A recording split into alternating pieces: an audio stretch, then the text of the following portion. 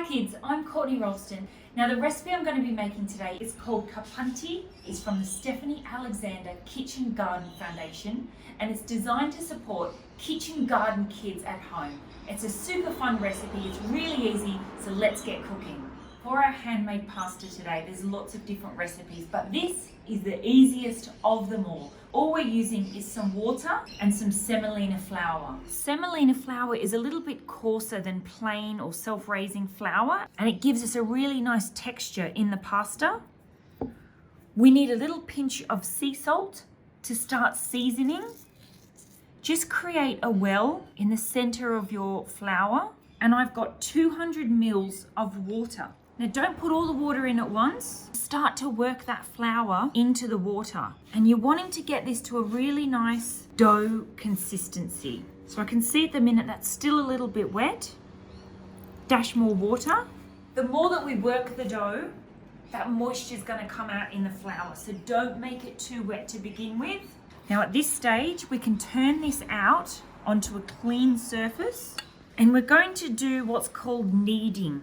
And you just need to do that with one hand. So you don't want to flour the board too much because we need the dough a little bit sticky to make our shapes later on. All right, and you can see that becoming nice and smooth. We need to knead this for around 5 to 8 minutes, which sounds like quite a lot, but we really want to make sure we get some nice elasticity in our pasta, and it's good exercise as well. This pasta dough has become really nice and smooth, look at that. And it's not sticky, but it's not too dry either. And one of the best things to tell when it's ready is if you put your finger in it, you'll see it bounce back up. And we just want to tuck that pasta dough. Make sure it's all sealed from the air because we don't want it to dry out. And we're just going to leave that sit there for 20 minutes to rest. All right, our pasta dough has had its 20 minutes resting.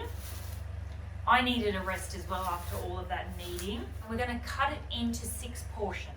Now to start the rolling for capunti, we want to roll it so we get about a 1 centimeter thick sausage. So now that that's rolled out, we can start to nip pieces of dough off and place that dough in between clean fingers and give it a roll until you've got something that looks like a little pea pod. Using your 3 middle fingers, press and pull towards you, and what you'll get is a beautiful shape that looks like an empty pea pod. Why we do this with this pasta shape, these little holes are what's going to catch all of our beautiful sauce that we put our pasta with. And you just want to set them aside just so they're not touching each other, because we don't want them sticking together. Now fresh pasta is really quick to cook. It only takes a couple of minutes. I've got some boiling water here and we need to add some sea salt to season. The safest way to do this is to place it in a little ladle, and then we can just lower this into the water. A spoon with a nice long handle means you can stay further away from that hot water. Give it a little stir because we don't want it to stick together, and it will start to rise up and tell you when it's cooked. And I'm going to use my same straining spoon to remove the pasta. So grown-ups, make sure your child is careful when getting this pasta out of the hot water.